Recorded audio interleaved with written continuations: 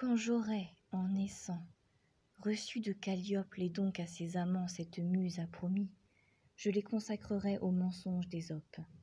Le mensonge et les vers de tout temps sont amis. Mais je ne me crois pas si chérie du Parnasse que de savoir orner toutes ces fictions.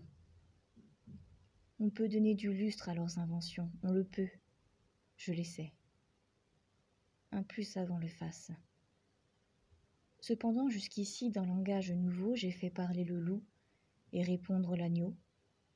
J'ai passé plus avant, les arbres et les plantes sont devenus chez moi créatures parlantes. Qui ne prendrait ceci pour un enchantement?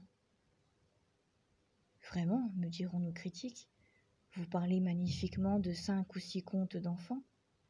Censeur, en voulez-vous qu'ils soient plus authentiques et d'un style plus haut? En voici. Les Troyens, après 10 ans de guerre autour de leurs murailles, avaient laissé les Grecs qui, par 1000 moyens, par 1000 assauts, par 100 batailles, n'avaient pu mettre à bout cette fière cité.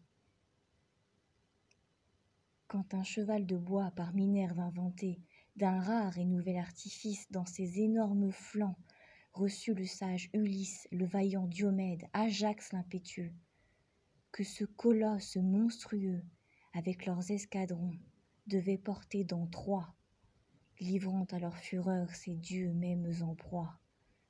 Stratagème inouï qui des fabricateurs paya la constance et la peine. C'est assez, me dira quelqu'un de nos auteurs. La période est longue, il faut reprendre haleine.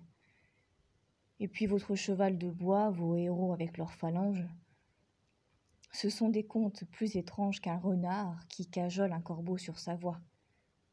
De plus, il vous sied mal d'écrire en si haut style. Eh bien, baissons d'un ton.